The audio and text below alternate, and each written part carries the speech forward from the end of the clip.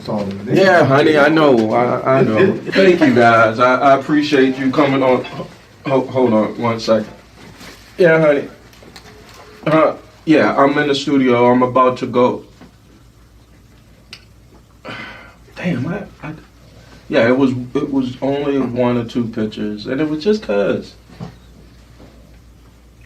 10, yeah. It was 10. You counted them. Huh. Well, I liked them all because she had a fat ass. I gotta go. Love you, bye. Taking on shorts. Coming right up.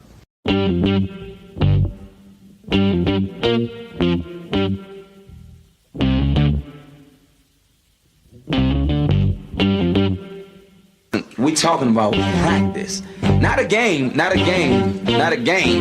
We talking about practice. Now I gotta talk, we all gotta be quiet. You're talking to the Rolex wearing, diamond ring wearing, kiss stealing, woo, wheeling dealing, limousine riding. I'm a man. I'm 40. And now your host, Taking No Shorts podcast, Jay Grizzy.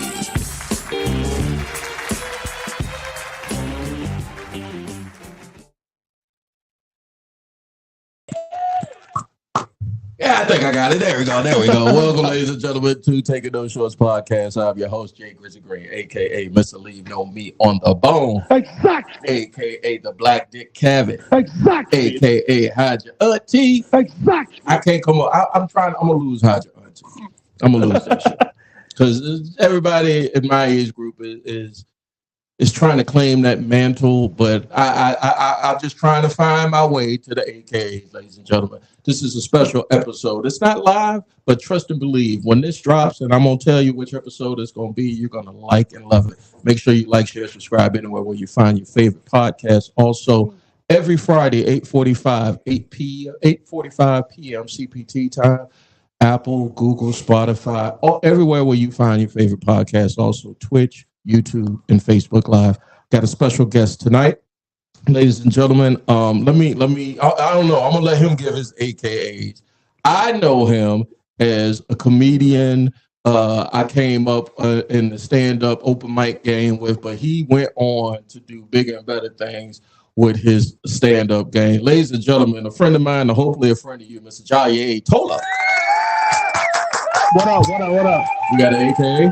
I don't have an AKA. The name is Jaye, but I do want to come back. I've been waiting for, I don't know, it's been maybe 116 seconds since you said. What's that? Did you say one of your AKAs was Black Dick something? Yeah, super pause, but Exactly. Black Dick Cavett. Yeah. Who? Dick Cavett. Okay, Dick Cavett. See, it's a dated reference. It's such a dated reference. You know who Dick Cavett is? No, I don't know. Shit. Look at Bob. I don't know Dick Cavett. I don't know Dick Have Not.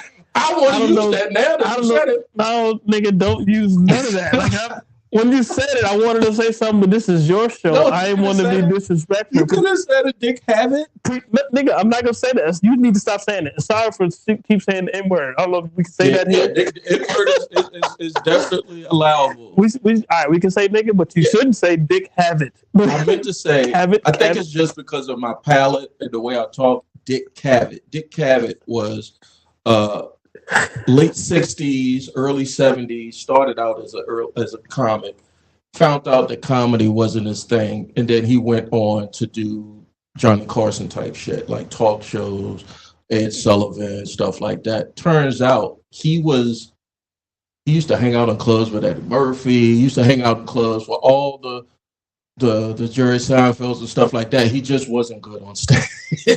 So that's where I got the Dick Cavett from. Anyway, don't talk about me. It's Jaye Tola in the building. Yo. Yeah. Look, first of all, the last name, I think we know some of the same folks. Richmond's a small town. Central Virginia is a small town. So I'm going to drop them out. Samaya, is that a relative of yours? Oh, this is what we do. So listen, pre-show, we ain't talking about none of this. No. He ain't tell me none of his nicknames. He ain't tell me none of no nicknames. Shout out to Samaya. He ain't talking about none of my family. Yeah, that's my cousin. That's your cousin, Nunu? Yeah, that's her sister. That's her sister. Yeah, I went to school with them. So it's It's all love. They. Oh yeah, no, shout out Nikki and Nunu. Love you, baby. Yeah, I don't tweet that one for you with the dick cap. But all right, so the total last name, I knew I didn't know you was related to him. I put two and two together. I think I saw Nunu one day somewhere, and she was like, "You know my cousin," and I was just like, "No, who the fuck your cousin?" And she was like, she said she didn't say your stage name. Oh, we going there. Okay. Yeah, she didn't say your stage name. So I was just like, I don't know what fuck you talk about. And then he go ahead. Okay, so my first name is Jarrell. Yeah, she probably called me Rail. Yeah. Fuck me all of them. I said, oh shit. I said, yeah, I know that. There's a whole story. Jarrell. So my mom named me after Superman's father. She was watching. I'm an '84 baby. Okay. Shout out to my '80s. Exactly. She was watching Superman when she was pregnant, and said, "I'm gonna name my son Jarrell." But what she didn't know is how to spell it. His name is Jor-El. Right? So she couldn't go that well. She couldn't do that. Jarrell is what it says on the license. So she just totally misspelled it. But I was named after Superman's father, so my son should be Kyle. Right. But yeah, so Jarrell is my first name. But growing up, I went by Jay. Everybody called me Jay. Me wanting to be different, I always spelled it with an E. So growing up, I was just Jay with the E. Southside. Right. Shout out to Southside, man. Throw that double S up. Southside. Jaye CK, when I met Jaye, I saw him around the circuit here at the stand-up game. I said, this is one of them Southside niggas that live really in Chesterfield, but with fucking hoes of Wickle. Don't do that. He crossed that bridge to get some of that yo-yo. So I live in Chesterfield now, but I was definitely Southside born and bred. All right, so let's get a little bit of bio. So 84, son of Jor-El. It's a great story, by the way. Now that I get that. What was your growing up? What was you finding funny? Did you have a funny childhood? Did you get into trouble? What kind of kid, if somebody other than Nunu and Samayo was to describe you to be? So I was definitely one of those hidden gems, I'd say, because I was should have been class clown because I was goofy and I was always doing stupid stuff. Right. But at the same time, I was into academic studies. I was pretty smart. So teachers wouldn't believe that I was the one who was starting the trouble. Exactly. Because I'm making straight A's. I'm making straight A's. I'm acing all the tests. I'm starting stuff, but I'm blaming it on the niggas who ain't doing the F niggas. Okay. The ones that didn't figure it out. So they getting sent to the principal office. They getting suspended, and that ended up in a whole lot of fights. So I grew up. You go with the hands? I throw the hands. Oh shit! Good. Oh shit! I'm learning so much shit today. All right, so you was that cat. Because I'm picking up. Put it together. Yeah, put it together. You was book smart. Yep. Thank God for that. Yep. Because same way. I think that's probably why you came up on my radar. You were academic. Did your parents stress academics to you hard, or was you was naturally smart? Because some people don't have. I didn't study to pass tests. Did you? You know what? I appreciate you. Just as a black, this is on some old black man stuff. I appreciate you for saying exactly. Did your parents, with a plural, teach you? Yeah, my mama raised me. My dad wasn't. He wasn't there. But I appreciate you for not assuming that my dad wasn't there. Yeah, we got the difference. You said 84, so I'm assuming Cosby got to y'all somewhere around there. So my dad was around. He and my mom just broke up. But mom and my grandma raised me. And no, they didn't even raise me to be an academic student. You got good genes. I had an older brother 5 years older than me, and that's what it was. I looked up to him, said he taught me everything. Was he smart? Did he go to college, or was he one of the numb nuts? And you was like, I ain't gonna do what my brother did. No, the former. He was smart. Okay, he went to college, and I just learned from him. So he was teaching me advanced math when I was a youngin, and teaching me all these things when I was little. So by the time I got into that certain grade, I was 3 years ahead of the rest of the class. Did you graduate early or you graduate on time? You went to Huguenot? I started at Richmond Community High School. Shout out to RCHS. Oh shit! You joined off of Warwick on the cut? I don't know what that is. I don't. Oh no, no. Richmond Community, you had to apply to get into. Yes. Okay. I don't know what I'm thinking Richmond Commonwealth. It's a little private school, Christian private school, off of Warwick and Lothian. They had like a field, looked like a. I'm not gonna crack on it anyway. No. No, you went to Richmond Community. No, you had to apply and you had to go through 2 interviews in order to get accepted, nigga. We talking. I thought niggas get on me and tell me that I think I am. Yeah, you got these niggas. Yeah, no, it was definitely, but I failed out of there. That's where I'm getting to. All right, you want to give me just a how did you fall? I didn't do work. The smarts were there, but I didn't do the work, and teachers didn't pass me because they were like, real life, you can't just get by because you're smart. You actually have to do the work. So if you would have went to public school, they would have definitely thrown you in the honors and AP and all that shit. I graduated from Huguenot. Okay. Shout out to with honors. Yeah, Passable too. Shout out to Falcons. Damn. What up, though? I feel old as shit. This nigga. You should. You feel like a goddamn gremlin over this son of a bitch. God damn it. You should. All right. So after so you go to college? I went to VCU for 1 year. And then you was drinking Bud Light and partying too much. Oh, absolutely. Yeah, I definitely fell out of there too. I did the same thing. Shout out to VCU for getting all of my money. Associate's degree. Yeah. Centura College. It was Beta Tech back then. So shout out. I think Kamala is talking about giving people. She put out. I'm getting off of subject over this. My ADD kicking in, but go for it. She said, she's going to pass some type of regulation of where people can hire you, and it's not a requirement to have a 4-year degree. Like a lot of jobs, in order to move up, once you get in there, they require you to have 4-year degrees. But she's saying she wants to open up trade. She wants to open up the ability to folks who don't have that ability to go to 4-year institutions, but just work knowledge and skills and aptitude, you can go get a decent middle income job and you can make money. So yeah, I don't put any credence in motherfuckers say I graduated. I know a lot of folks that graduated from college and didn't do too well. I think I'm doing better than some. You're probably doing some better than some. Exactly. All right, so we come out of college. You had the aptitude. You say you was a little bit of a numb SAT word? Yeah, come on. Yeah. You was a little bit of a numbnuts. When I say numbnuts, you was fucking around, but you were smart enough not to get caught, right? There we go. Somewhere along the lines, the comedy bug or the humor bug, or somebody said, I think, or you might have said, I think you funny. There might be something there. You want to let the audience in on how did you get to that point? How did you get how did you get the balls? So pause. Yeah. I'm sorry. A lot of pauses. But like you talked about me and my drinking earlier. I used to go to our local comedy club, Richard Funny Bone, shout out to them, every week. And I was just super drunk one day and I was like, yo, everybody I see coming through headlining, they ain't funny. I shit, for 50 minutes and you ain't, I'm hilarious.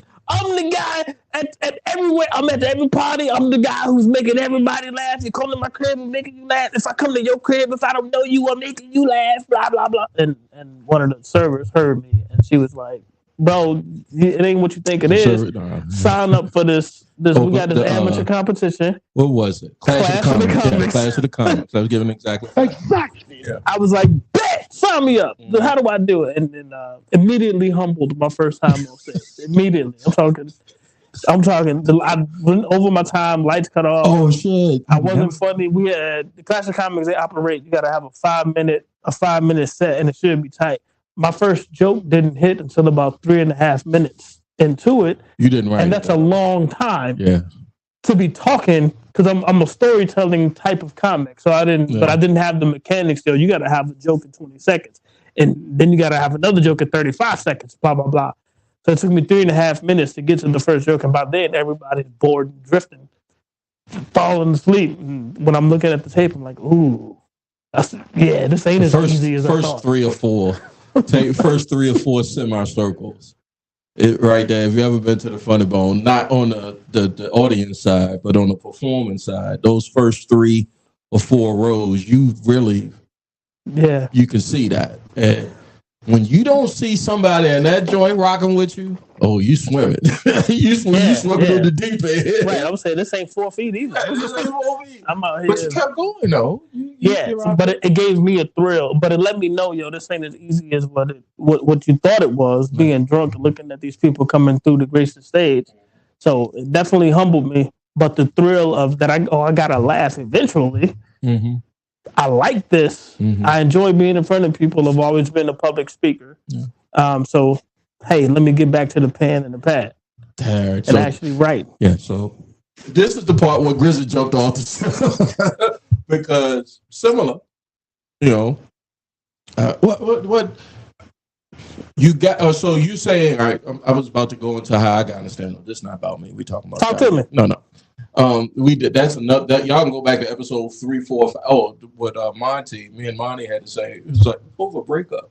Okay. Yeah, and I told her. I said I took her to Funny Bone one night, and I saw Antoine, Tony Scott. Me and Tony went to school together, and I was like, "Damn, Antoine doing that? I know I can do this shit." But he was way more polished at the time. This was 04, 05. He was polished then.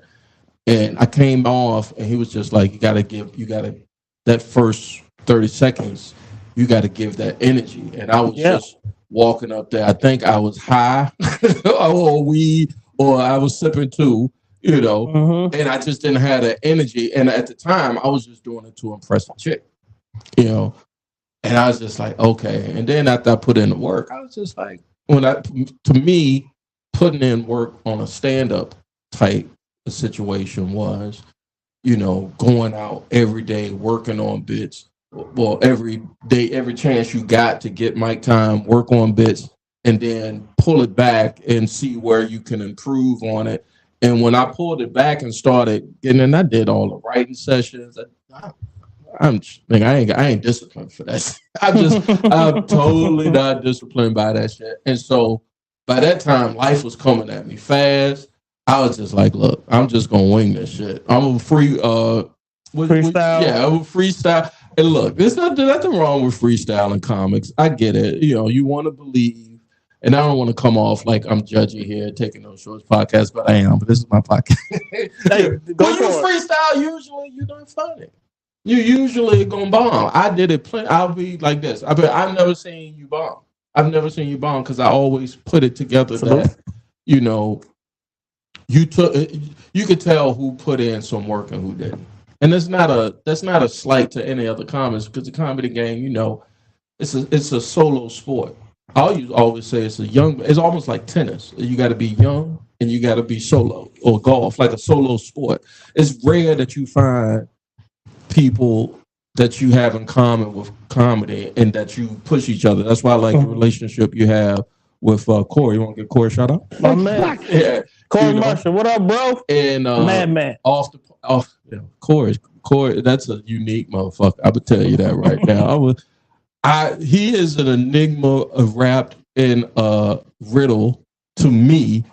And I wish I had him here. I'm gonna get him here eventually on Taking a Short, so I can find out. And I don't want you to speak for him. I just want him to get me to the milk. That's a call. We calling you. Yeah. I just want you to explain. You do not have to explain it for nobody else. You just have to explain it to me. just make me on understand. the mic. Yeah, while people watching. Yeah. On the mic. Nobody else. We gonna record this. So you gonna let us just me. It don't have to make sense to nobody else. Anyway, but a good brother and a funny brother. But all right, so I do want to say something real quick, just because of what you mentioned. Shout out to all the people who can freestyle, all the comics who can come out and just wing it and kill it. Talent. I have no issue with nobody there. I just wanted to make sure that I say that, because I know a lot of folk, at least in this entertainment industry, who rely on it, and most of the time it's super dope. The one thing that I'll say that I try to tell people who 100% rely on their freestyle ability is that it's undependable. It's not dependable, and it's not necessarily reliable because it's like if I see you and you just freestyling the whole thing, then when I want to book you for a show, I don't know what you're gonna do because you're just gonna freestyle. But then what if the audience ain't giving you what you need? Yeah.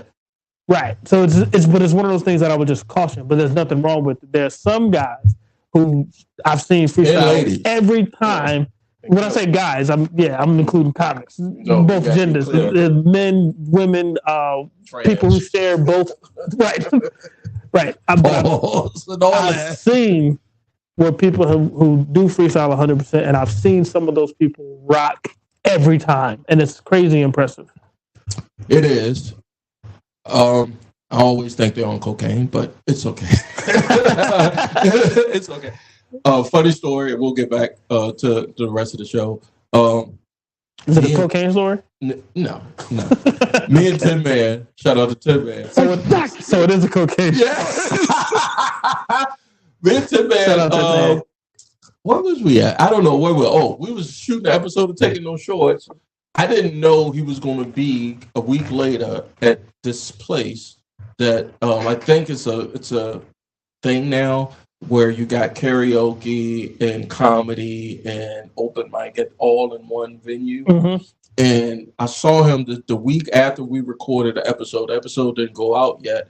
And mutual comedian that we all know here, he said, Grancy, hey, how you doing? I ain't seen you in a while. You want to go up? Wrong answer. Wrong question, motherfucker. Don't ask me. I am here to get my hot wings and a sipper, and I got to go home. But I'm like, it was like, you ever see The Challenge, the Bill Cosby episode? It was like a challenge to me. He said it on the mic. Nah, he didn't. Oh, okay. He said it at the bar, smacked my back like, I don't know. It was just some. It's like but you felt it though. I felt it. Yeah. And I didn't like the community saying, "Where have you been?" I did not like that. And it's not that they needed to know where I've been, but I had a lot of cats that I saw. Because I go to open mics and won't go up. I just like to be in the room. I just like to smell. I just like to. Pause this, whatever this is a pause. But I just like to be around. It was a pause when you said I like to smell. Like even before you showed me, like everybody knows what smell means. But for you to briskly touch your teeth, you got. Well, let's be clear.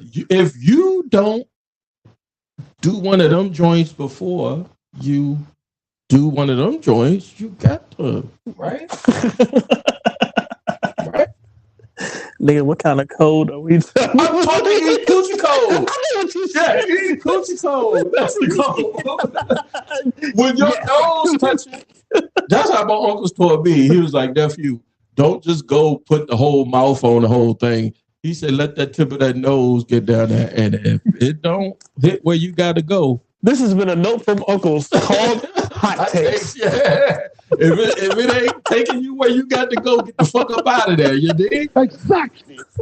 So I go up, and unbeknownst, because the host did not give me any no light, no parameters, nothing. He just said, "Do you want to go up? It's good to see you. It's been a while.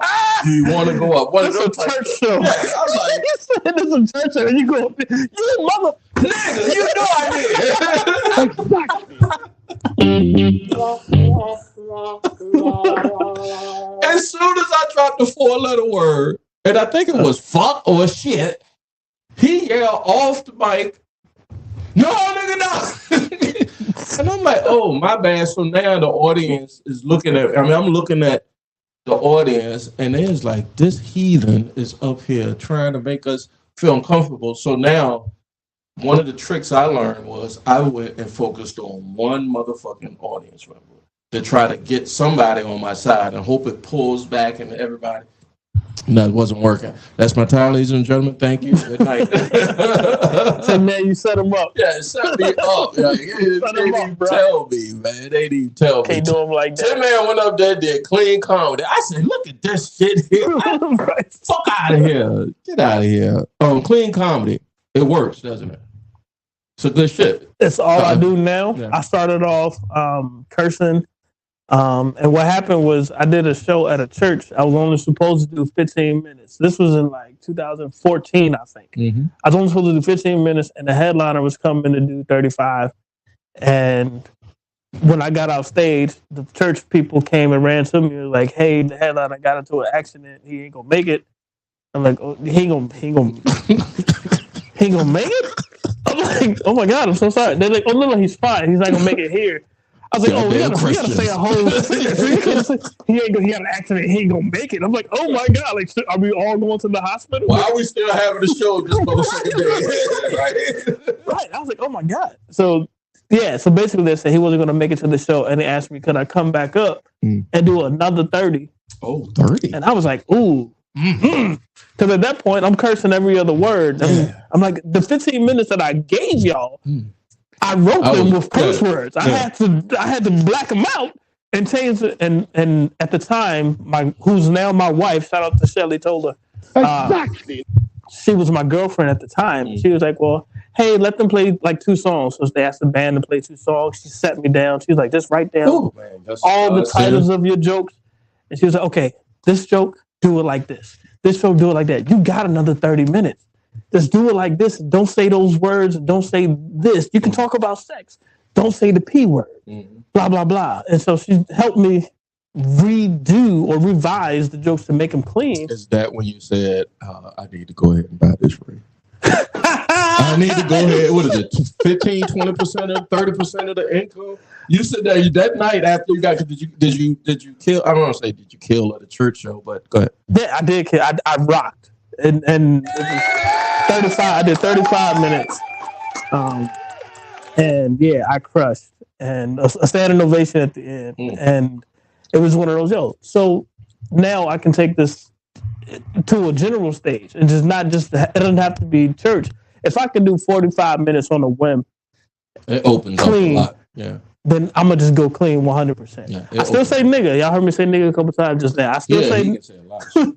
I still say nigga. Sorry, but I do not curse on stage anymore, and nothing that's extremely vulgar. I had some vulgar jokes that I used to tell that I don't tell anymore. So I still talk about sex. And I still say nigga. Yeah, you don't have to share. I like dirty jokes. I mean, I'm partial to dirty jokes only. Your name is Dick Havoc. Yeah. But then again, there's no surprise. Right. And then again, like, I went to open. It's not even an open mic. I just think it's a curated show where comedians go up, other comics sit back and kind of like haggle the comics as they're doing their working out. And it just kind of it's like when you go to the fair and the clown, you sit in the dunk booth. As you go sit in the dunk booth, you get the ball, you throw the ball, you try to hit the bullseye, and if you hit the bullseye, you fall in the water. Okay. That's what it's like for comics, because the other comics back there are, God, they just, because the show is around them riffing off of your set. And so comics are brutal. I like brutal comics. I like if somebody rips me up and says, "You know what, Grizzly, you're totally not funny. You're totally whack and you suck hairy balls." And I'm like, thank you. I don't take anything from it. That's just an opinion, whether it's real or not. But it forces the comic to like weather like the heckling that you see that sometimes heckling. Have you ever gotten heckled? I'm sure you have. Not that you deserved it, but what would you? Here's the info part. The pre-prod. You was like, "You want to be info type?" I was like, "Nah, nigga, nah." Here's the info part. Tell comics that might catch this podcast, like if you're heckled, like how do Jaye maneuver through that? Well, there are a few approaches, right? You can either directly attack who's heckling. You can ignore it totally. You can take it and kind of spin it as sort of a straw man. Take it's a fallacy term, but you take whatever they're saying, but respond to something else. but you do it so smoothly that at the time the audience may not recognize that you that you went somewhere else. With it, yeah. What I do personally, I haven't been directly heckled too much just because of my persona on stage. I don't have an aggressive type of persona on stage. Yeah, you're smooth. Now, so there's less likely to be heckled. But when someone is like just out of pocket because they're drunk or they're just an a-hole, then you have to directly address it. Shut the fuck up, bitch.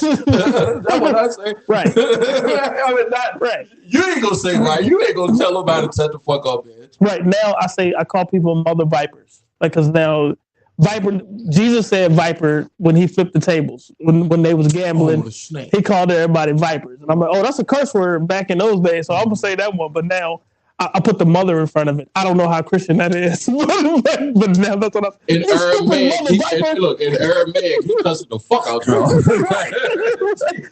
I'm like, if y'all don't get this drunk mother viper out of here, How did you get there, though? Like, I mean, I think, and here's why I asked this, is juxtaposed to like how I came up from comedy and all the guys that I knew that because I was just a fan. Like, I'm a comic fan before I was a open micer, you know, and so I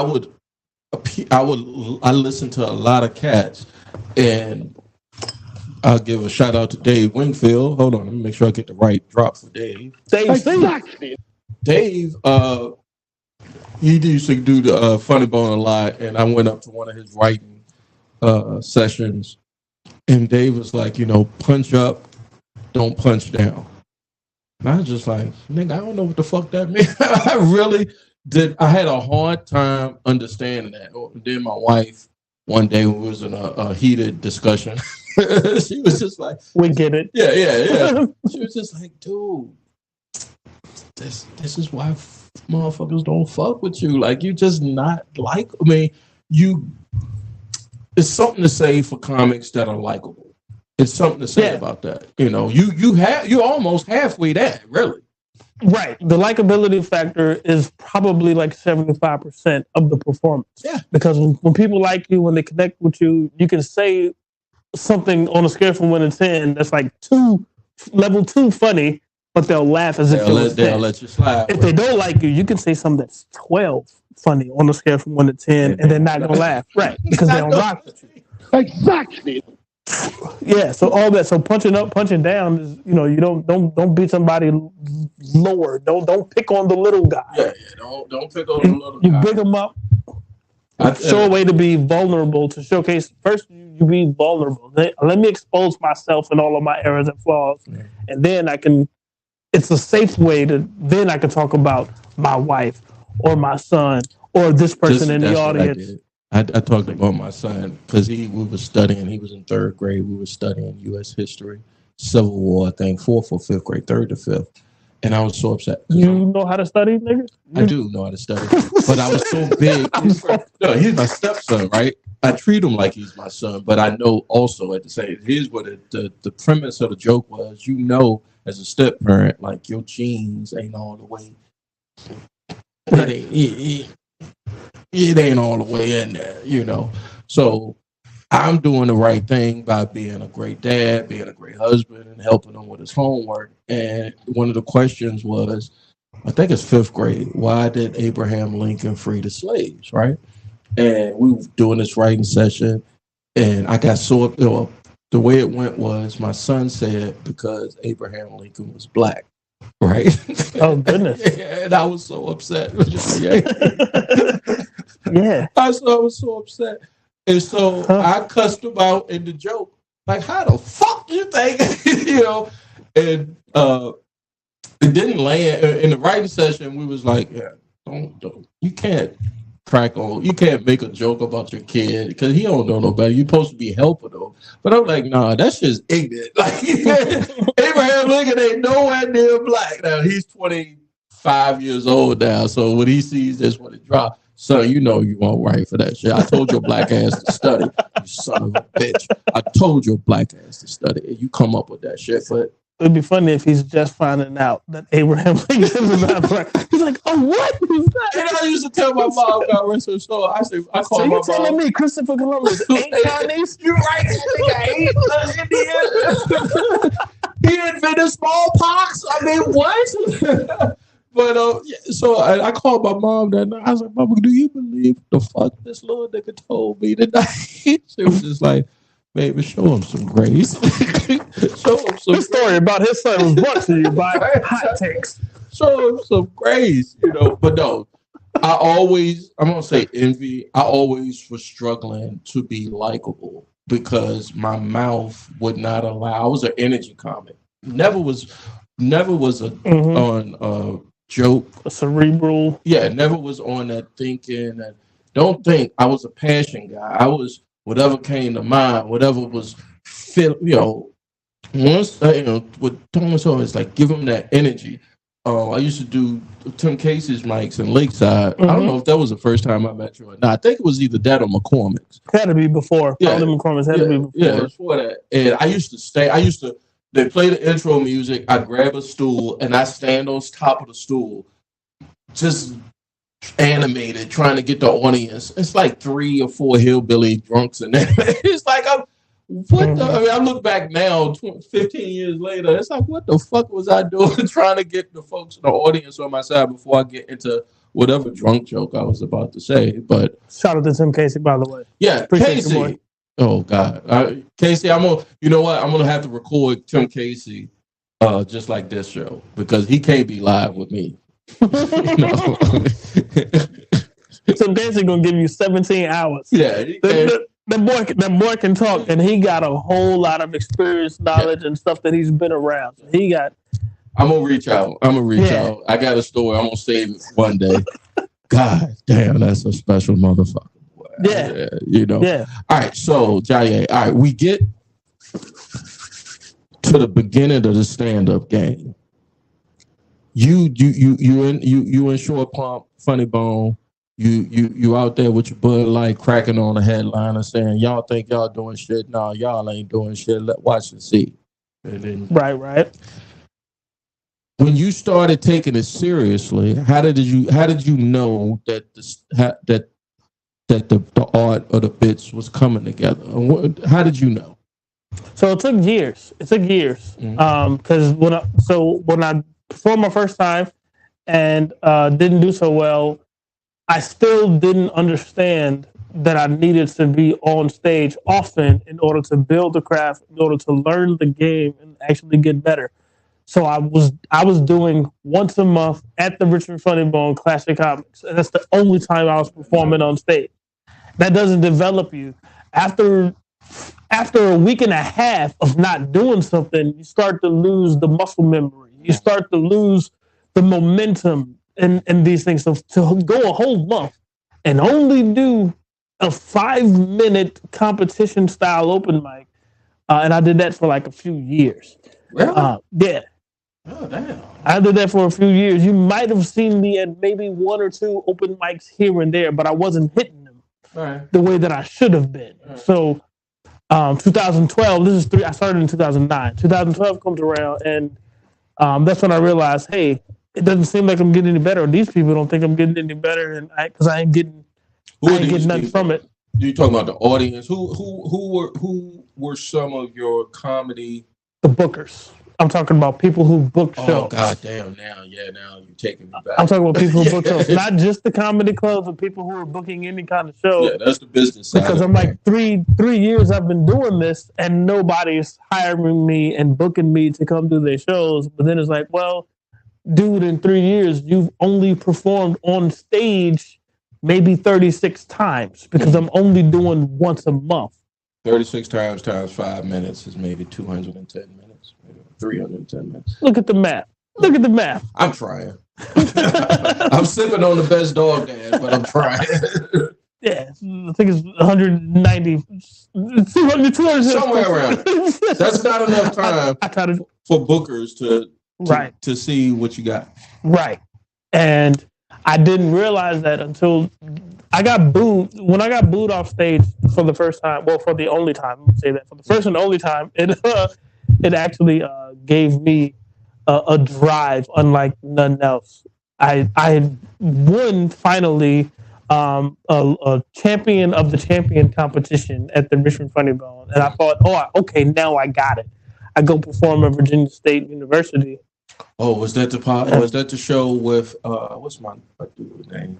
Go ahead, you got it right on. Bam was there. Yep. He was working for the school. Ishmael. His name was Israel. Is he from Israel? Yeah. Israel wasn't on this show. Okay. All right. Because shout out to Israel. Yeah, shout out to Israel. He was a funny cat, and he probably still is a funny cat. But word was he did a Virginia State homecoming. Crowd didn't get what it, and it happens like that sometimes. Oh, he got booed off stage. Yeah. Just afraid to say it. Fuck you, guy. Yeah. Israel, I didn't even know this story. That nigga's stripping. I didn't know this story, bro, but we shared the same experience. There you go. Because I didn't even know Janye got booed off stage somewhere. So there you go. So it was like I was 3.5 minutes into my set, and one nigga booed. And I'm like, I ain't worried about the one nigga. I'm about to kill him. Another minute and a half. I'm going into what I consider my bag. I'm getting into my bag. This is what I won the competition with at Richmond Funny, but I'm about to kill these. And another minute and a half, he booed again. Then people around him started booing. Then the row behind him started booing. And then all the rows, I'm like, nigga, it's 400 students. This is the biggest crowd I performed in front of. Richmond Funny Bone only held like 200 people back then. So this is 400 students. I thought it was 150. In this gymnasium, the Daniels, I believe Daniels gymnasium. They ripped that bitch down and put convocation down there now. And it's 400 students who all booing me. Micah Bam Bam White, shout out to you, brother. I appreciate you. That nigga's stripping. That's what he said. He came and grabbed the mic and was like, y'all niggas tripping. Took the mic out of my hand. But he didn't save you, but he was just like, it was over. There was no comeback. So, but what I did, because my self-confidence, I stood, the Daniels gym got one exit. Yeah, it's one exit out that door. That's how Petersburg is anyway. Right. And I got jokes about the bird, but I stood by the exit door at the end of the show. And as people left, whoever would shake my hand, I shook their hand. I definitely reached out to everybody and I said my name. I'm Jaye Toller. Thanks for coming to the show. I didn't say apologize. I'm sorry you didn't like it. Nah, none of that. I'm Jaye Toller. Thanks for coming to the show. I'm Jaye Toller. Thanks for... And I did it to everybody who would shake my hand, but I stood there the whole time for everybody who walked out. Just because I want y'all to remember this. Thank you for humbling me. Did you run into anybody that was in the audience that said, I saw you at Virginia State? Nobody told me that. No, they probably but I have been to Virginia State twice since then, and once was a standing ovation. Yeah. And the other time was just a regular fight. But yeah. Maybe that's why I needed to get booed a lot. You know, I always did. Once life kicked me in the ass, I got back out there and I started showing my face a little bit more around the circuit and working on my bits and stuff. And somebody said, "Where you been?" I was just like, "God damn, sometimes life is not funny." You know, sometimes shit ain't. That's real talk. Yeah, sometimes shit ain't funny. And in order for me to be giving you the ability to lay your burdens down, you know, I got to lay my burdens down. I gave it to the Lord. I said, Lord Jesus, please make me funny again. Goodness.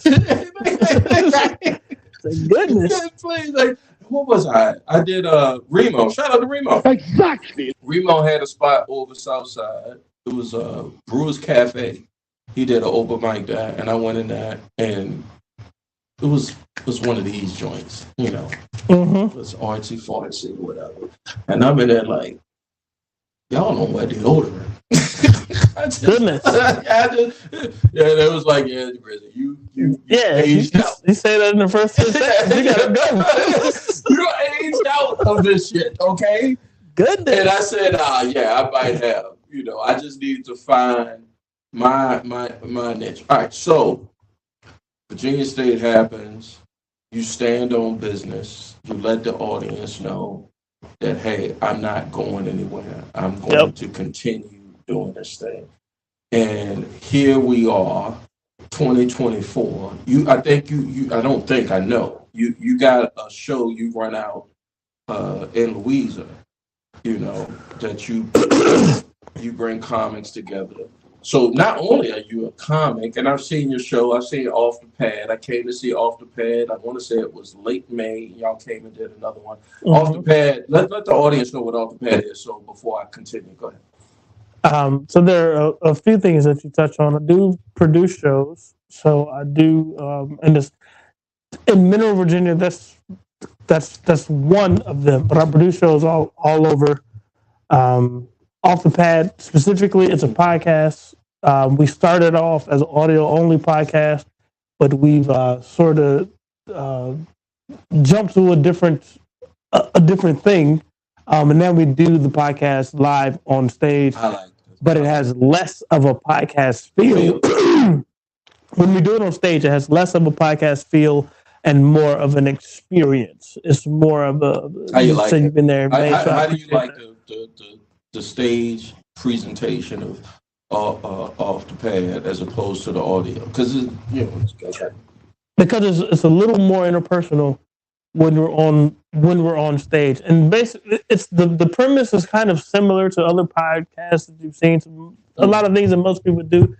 We take topics live, and then so it's me and my guy Corey Marshall. We shouted him out earlier, but it's me and my guy Corey Marshall. We take topics live, and we riff on them just on the spot between me and Corey. But we try to incorporate the audience with what we're saying because they're the ones who providing the topics. So how'd y'all come with Off the Pad? How did you come up with that? I think the audio part was it. Don't let me answer it. I'm gonna let you answer it. How did you and Corey come up with Off the Pad podcast audio, and then how did you get it to the stage form?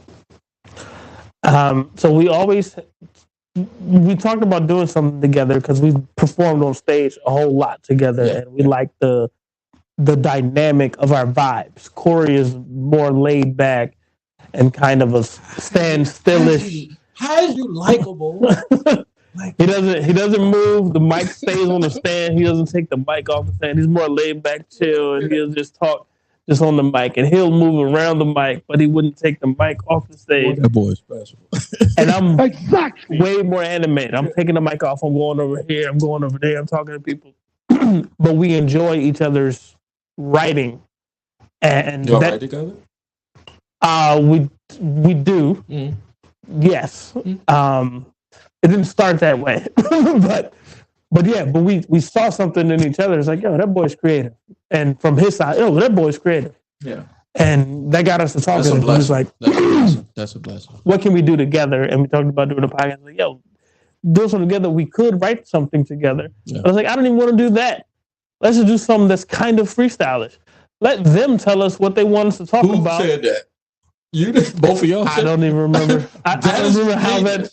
That is a genius right there. I don't remember how that started, but when we were talking and admiring each other's creativity and how good we are with coming up with stuff. We said, hey, let's not even write this thing. If we can do a writing project separately. For this, we want the audience to say, hey, give us a topic and watch how we work it. Yeah. And that started off just being audio only. They would supply the topic, we talk about it, and we didn't edit anything, so you got it raw, and we just threw it up. It graduated to a face-to-face thing, a stage thing, because it's like, all right, well, they heard us, but now we want people to see it. So then we're going to give you stand-up. You'll see my style. You'll see his style. It's like, yo, he's so laid back, and then he's so animated, and then give us topics and watch how we work this live. And the producing of comedy shows, I know you still perform. Yep. And you since now, for the record, I said I ran into Jaye maybe 2011, 2012, and he jumped in 2009. Mm-hmm. I did my first class in 2005. stopped because I was just like, no, I ain't ready. And then came back at the time that I met you, 2010, 2011, and in between time I got married, had kids and everything. And how did you get from the performing part? Put it to you this way, ask it this way. The entertainment side of stand-up, right? How did you describe how you came into the entertainment side? Because a lot of cats, I think, when they first come into stand-up, think all you got to do is be funny. Mm-hmm. I think that's the almost like secondary. Yeah, you got to be funny because that's the audience. That's who your customer is. But you got to be able to navigate that entertainment, that stand-up camaraderie side, that booker side, that promoter side of the game too. How'd you feel? How'd you navigate that coming up through the game? You know what's crazy? I think the order of priority for being funny changes depending on who you know, how long you've been in the game. It's Exactly. in the beginning, you have to be funny so that somebody can notice you. But then being funny becomes less important when you start to have a little buzz. Now you gotta put business above being funny. So then you gotta know how to market, how to promote. Excuse me.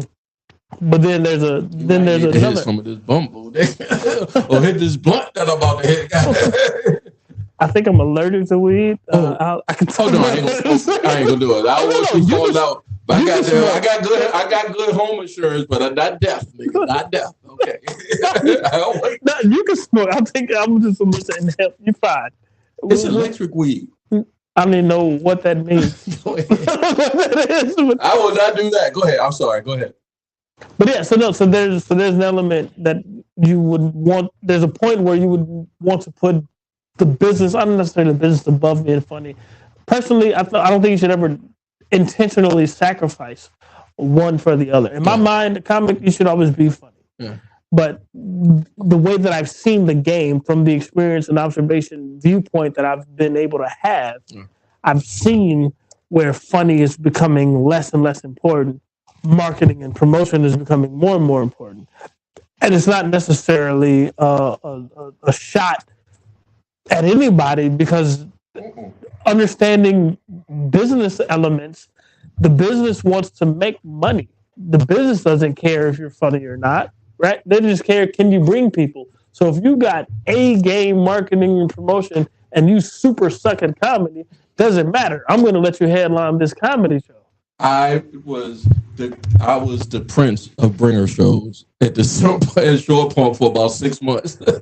Right. Just because I could get about 50 to 100 motherfuckers to be like, I know Grizzy. I know he will go up. I like Grizzy. I have 50 to 100 people that like me. So the judges, and then we'll talk about the judges thing about it, because a lot of comics do the whole judging thing. It's judging, smudging. But if the audience fucked with you, you was coming back, and the promoter or the booker would say, "Hey, they get two kumquats of us." It was just like, you're bringing people in, so you want to come back, you want to feature for this guy. I forgot his name. Real quick story. This is my ADD kicking in. Rob, he's Persian, from Fredericksburg. Mustafa. Oh, Ramin Mustafa. Yeah, good brother. Exactly. Good brother, right? Me, Wingfield hosted, I featured, and he closed. It's like a Wednesday. It's a Wednesday at the comedy club, and I'm in the green room. This is the first time I ever featured because I won something, bring a show or whatever, and I'm nervous as shit. My asshole pause is tighter than this fucking tight. Right? Goodness. Yeah. I think I get it. It's tighter than being straight at a P. Diddy party. It's tight. Oh my goodness. Yeah, it's tight. Exactly. Press the button. It's tight. God damn it. And he's looking at me like, and Wingfield know me just a tad. Wingfield's like, Grizzly, please relax, dude. the Persian dude is like, dude, what's your fucking problem? And I'm just like, I'm nervous. I don't want to disappoint you guys. I don't want, because you're the headliner. I don't want to fuck it up. But he was just like, please, by all means, fuck it up for me, because I ain't got to do that extra work. And I did. I ate shit that night. And there was this church lady that sat 3 rows in where the lights could see. And because once I knew I wasn't getting everybody on my side and I wasn't likable, I talked to her. And she looked at me and she said, baby, her eyes just looked at me and said, go ahead and wrap this shit up. That's my time, bitches. Oh, that's it, bitches. That's my time, bitches. Bye-bye. I'm an after hours guy. The right then and there, I said to myself, I gotta grow or not grow. You gotta grow how did you grow as a comic? That's a great question. And one of those things is you have to have the skin to recognize that whatever you think is at the elite ain't at the elite. Whatever you think is, oh, this joke is done, my job is done. I've gotten timing down, I've gotten delivery down, I've gotten stage presence down, all these elements and mechanics that it takes to perform. Because sometimes I think we forget that this is a performance. You are on a stage in front of a bunch of strangers. This is a performance. So we have to put on a show. And I'll finish that thought in just a second, but I'm going to connect it to something that you said earlier, because you said the word entertainment. Mm-hmm. And a lot of times we don't understand that entertainment doesn't have to necessarily be funny the whole time. Mm-mm. I want to give people, at least when I perform, an experience. Yes. I want to entertain them. My medium to do it is through comedy. I want to make you laugh, but also I want to be so interesting, so original, so relatable, while being original and interesting that you want to hear what I have to say. So that's a right. Tough thing to pull off. Right. You pull it off. Right. You pull it off. When I last saw you, I think it was Memorial Day. I think y'all did the Off the Pad at Memorial Day weekend. Yep. And afterwards, I told Corey, and I think I saw you holding the Bud Light. I said, hey, man, y'all was in y'all bag. I think first I saw y'all being comfortable. My wife hates when I say that way. Because she said, why you talking? That is the most soft side. Oh, you say you're not even from South Side. No, I'm from the West End. She said, why you talk like a slave? Yeah. But I said, you guys were both in your bag. You were so comfortable. And knowing, because I knew you, and I'm figuring some of the audience might have known you probably when you first started. But I was just like, I seen you guys, I don't know how old you are, I don't care. Right. But I've seen you guys grow as comics. Right. You know, and that's for me, in my opinion, that says a lot for a lot of cats that came up in our group of open micers when I came up. Like, it's not too many of us that grew. Like, I had to grow. My growth took me to this field.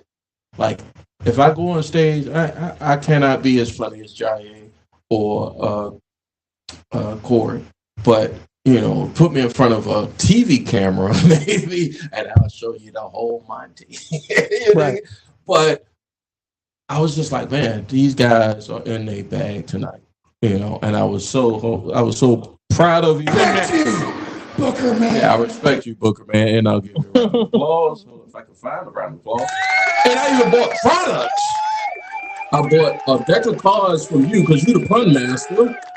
Yeah. Where the fuck did you get the pun game from? Who gave you the pun game? Because the pun game to me comes off as, it's funny, but it's like darty funny. It's like darts.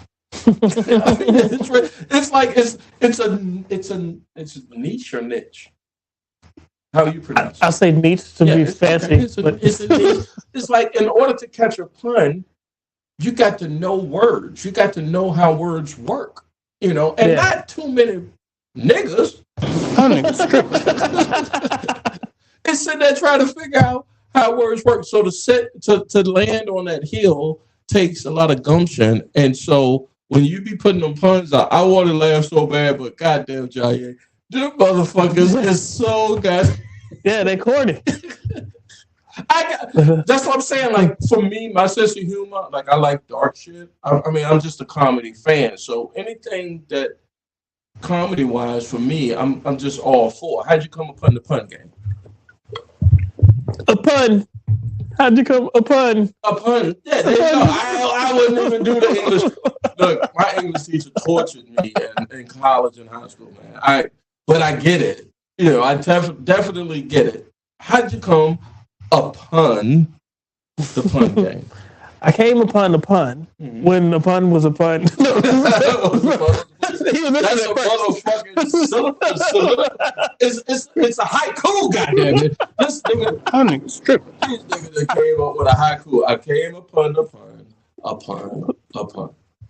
And there's gonna be some other syllables afterwards. Don't think it's a sonnet. Yeah. It's not a sonnet, or it's one of those things that I just stumbled upon, man. I didn't intentionally set out to just be this pun dude, but I just my brain works that way. So just in normal conversations, like even before doing stand up, I'm throwing puns just in social settings. Excuse me. All right, you got an older brother. You have any other siblings? I had an older brother. He died in 06. But yeah. Shout out to you. If you say y'all niggas tripping, if you do that drop, I ain't even gonna find a drop for that one. But you're the you have to youngest. give me a hand applause clap. No. I lost my brother. I'm like, no, that's the But you're the wrong youngest, button. so you don't have any other siblings. No, I'm the oldest now. So you got I got siblings. 4 other siblings. Wow. Yeah, so my Let's brother do was the fun first, and then I'll get to the rest of the siblings. yeah. So I stumbled across just being a fan of puns and having the ability and intelligence and wit to quickly pun up something. It was totally by mistake, and I just started writing a bunch of puns on social media, and I did it to throw them away. But I started to get recognized, and I started to have 100 million people, just strangers, DMing me, telling me they love my posts, and they're normally my pun posts. And I'm like, what? So a couple years ago, I took that to just a different level. Oh, how can I got a deck of cards. materialize this? A motherfucking house right now. I have 2 products, actually. It's a Pumpfully calendar. So every year, You got a punch calendar? a Pumpfully Where calendar. can I get that? Where can the audience get that from? That's gonna brighten a motherfucker's day. I can assure you. It's jaytoller.com, jayetoller.com, JAYETOLER. So the 2025 edition isn't out yet, but it'll be out in 2 months. I do like November drop. I hope how I came upon a pun is on September 26, 2025. God damn it. God damn. No, I saw a couple of your puns on social media. I refuse. My pride would refuse. My nigga pride was. Hold on, let me find it. Russell Westbrook. That nigga stripping. Yeah, my Russell Wilson. Russell Wilson definitely not a nigga, but Russell Westbrook was like, I cannot like or comment on this. But you secretly laugh. I secretly laugh, and so I'm giving Jaye's. Then not only I put money in the man's book because I got a deck of cards of puns in my house. Punch card. Yeah, punch card. And I'm PUN. shouting out now, dude. I was loving them. Now I will give them. Now that I physically told you, when you put a pun out, taking no shorts will be right up under the comments saying nigga. I will put a ninja doing one of these joints. Ninja. Shit is hilarious to me, but because I shout out to Joyce Stanley Scott, my AP English teacher. She was big on words. Mm-hmm. She was big on where you place words, how you when talking and presenting words. She was big on those. So I could see. I was like, ain't Ain't nobody did a punch since the 1930s or for like fucking Yates or fucking, one of these poets or something. So you're a poet, my nigga. You're a poet. Take your flowers. Take your flowers now. I receive them. The tulips from your tulips. No, pause on all of that. Pause on all of that. Okay. I was trying to be funny, but you're right. All right. So, you remember? So folks used to always ask me. I don't know if you remember this, but when folks ask me how did I get into comedy, I remember going up after Tony Scott. I ran into this cat went to VCU named Nick Cantone. You know? I know Nick. You know Nick? Yeah. And I went up to Nick almost like a fanboy. And I was probably older than Nick Cantone. I was like, yo, man, how I get into this? He was like, go get this book, The Comedy Bible. And I was just like, okay. So this was 2004. I went to go get the book. And I got it and I read it. And I was just like, man, ain't no book.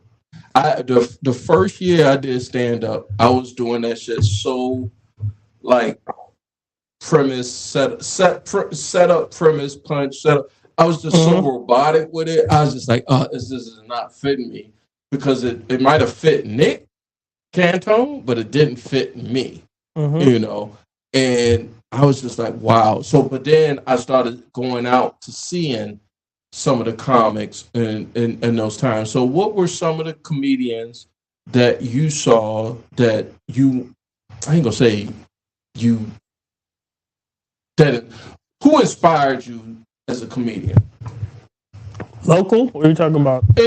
Local. Let's do local and then go on a bigger scale. So let's do 3 local and 3 on a bigger scale. 3 Michaels and then 3 local. 3 bigger scale. So first I'll say shout out to Nick Cantone just because you brought his name up. Yeah, he was a good cat. He was funny. Like local, huge fan of Jesse Thomas. He in Northern Virginia still? I don't know where the boy is. Where the fuck he is? He's crazy. That's a crazy ass white boy. But he is a writer through and through. The way that he writes was an inspiration to me. And he was one of the guys, he used to run the class of comics at Richard Funny Bone when I started. And he said something to me one day because back then, as I mentioned earlier, once a month I'm only doing the class. I didn't go to open mics, but once a month I was doing a different set. And he said something to me one day. He's like, "Yo, you're doing a different set every time, but none of these sets are polished. Seems like that they're funny material. They're good premise, right?" He's like, "I don't mind if you come and do the same set next month if it's better. But what you got to do is you got to learn how to." Right. Put this together. Right. But that's what beginner comics do. I would do a different set every week and then tell somebody to say, yo, man, there's something there. Sit on it. Let it breathe a little bit. Go ahead. Right. So I big up Jesse Thomas. I big up Bam Bam, Michael Bam Bam White. I gotta get him here. The only reason you're not here, you look like my uncle. And my uncle passed away. Oh goodness! No, not in a haunting image. No, yeah, but he looked like somebody. He looked like my uncle, and every time I see him, I'm like, damn, you look so much like Judy. And he act like he got mannerism. Anyway, I'm gonna reach out, brother. Go ahead. So Bam's he a good brother. I've been on same stages, but and we might have shared some coochie stuff. So Jesse, I'm not even commenting on that. Jesse Thomas, from a writing perspective, a lot of respect for Michael Bam Bam White because he's an all-around entertainer. He's funny. His stage presence, his control of the crowd is second to none. The way that he can go and just get it makes no sense to me. So I pick up a lot of stuff from him in that regard. And the third slide, you gave me 3. I'm gonna throw 2 names in there because they're in the same. So we'll move up to it's like sometimes one could be 3A, 3B, and that's Alex Scott and Jay Ski. And what trips me out about both of them is that Alex Scott, he's hitting you with the joke like every 12 seconds. His laughs per minute is off the scale. It makes no sense to me how he could be so funny in so many short increments. Same for J Ski. The only reason I'm putting them at A and B, and sometimes they can flip flop, is because J Ski is what I would call a hood. He's more of a hood comic. Financial. Generally, I'm not the hood comic. I don't do like necessarily We're hood smart. but Not to say, hey, right, right. Don't do it like that. But Ski lived a half a block. There's this funny story. I'll let you finish with the Ski story. Here's how it worked. Ski, Tony Scott, and me, and a lot of other comics around the area live probably within what's less than a half, a third? No, a third is more. 0.75 miles of blocks from one another, right? We all went to school together. We all cracked on each other. But we always knew who was going to be funny, and I definitely was not going to be that great. Go ahead. A third is less than a half, by the way. A third is less than a half. So I said 7.5 in mathematics. I'm just saying. Yeah, and you're like, what is so you split it up. Those three. Jesse Thomas, shout out. Exactly. Second is Bam. Because of his storytelling ability and between Jay Alex and Alex. and Ski. Yeah. Ski. Just because Ski, although he's hood, is not necessarily my style. He's hilarious. Like, but he can spit and make you laugh every 12 seconds. So yeah. Funny story. First open mic I did was with Jay Ski, and I walk in. Jay, what the fuck you doing up here? I'm like, what the fuck you doing up here? Funny Bone Clash of the Comics, right? 2005. Mm-hmm. I said, yo, man, I'm signed. I think you had to give him some money at the time. I think you had to give him $25 or some shit like that. I don't know. Goodness. Yeah. And I was just like, and we just, he was a couple years behind, 2 years behind me in high school, 1 year behind me in high school. And I saw some of my college buddies, well, not buddies, but guys I went to college with that was also signed up. And so I sat all the way at the top and hung out with them and waited. I think I was like middle of the road up out of a lineup of 12. That's the worst. That's all right. That's another thing, Jay. We're at the tail end of the pod, so now we're getting loose. I'm getting loose, Paul. But these open mics now, I could not look. I sit there and I angle. Please, can I go up before the last third of people? Because I got to go home. I got to go to work in the morning. How'd you pull that off? Like, I don't know what you did for 11 or what you do for 11, but could you do that 2 a.m., hitting the yak, getting up at 7 or 8 o'clock in the morning? I forgot. You said that you was doing that once a month. I was doing that shit like 3 times a week. That shit was wearing my ass out. I couldn't do it. I got you, and that's a familiar feeling and something that I've heard from a lot of people. But my thoughts about all of that type of thing is, I think at the end of the day, we do what we want to do when we want to do it. I think there are ways that we could have, let's slide off on whatever we're doing earlier in the day so we have more energy. Just bounce right after you go up. Because you never hung around. You left. As soon as your shit, I ain't never see you hang. If I went up in the first, say, if a mic lasted 4 hours, right? Mm-hmm. If I went up in the first 2, I just had to be around. I had to be around. And by the time I left the spot, it's 2 and 3 in the morning. And I got to be to work I got to go make money for my family at 8 o'clock in the morning. Jay was very, very intelligent. He said, niggas, y'all gonna get these jokes and I'm out. So, while that's funny, I don't know that that's correct. Like, I don't know what you remember. I don't remember just leaving any place. So, right. I have a general sense of loyalty. If I left, it would have been to go to another open mic. Really? God damn, yeah, you dedicated. Yeah, that's how I know. And that couldn't have been 09 or 10. No, it was for me. It was for me 12 to 14 was when I was really going hard. Okay, so in that pocket I was going hard. Yeah. So that was 2012 is when I got booed off stage at Virginia State, and it taught me something. Let me start hitting these mics. Yeah. So for me, it was if there's 2 mics in the night, I'm going to hit both. But I was never the type to go perform and then bounce home. That wasn't I never the did case. 2 more. Look, that's how I knew. Like I knew comics. There was people who thought they wanted to do stand up, and I think I've heard comics say this. Eventually, the game will weed out motherfuckers. Like, yeah, it'll for sure. It'll definitely. It's a slow burn, yeah. or a slow return. Yeah.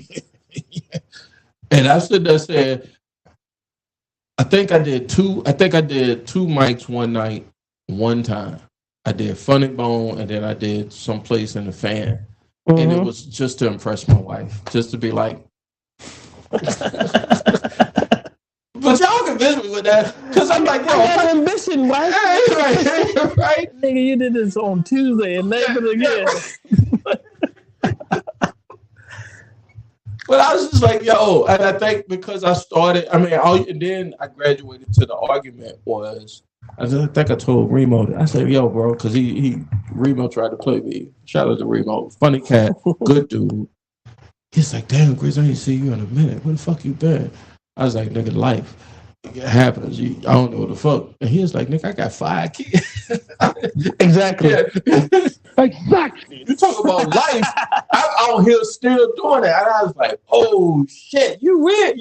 You running mics, you out here doing skits, you out here doing. It will weed a motherfucker out.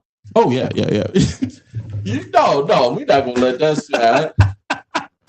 Y'all can't see it, but I will zoom it in because it's not live. Jair said he got a pee. So with that, we'll take a quick break here at Taking No Shorts podcast. Hold on, let me go ahead. Let me put that drop right there. We'll be back in just a few here at Taking No Shorts podcast. I am your host, Jay Grizzly Green, aka Mr. Leave No Meat on the Bone. Jair say I can't call myself Mr. Dick Cavett no more. So this is Jair Tola. He has to be, and we'll be right back.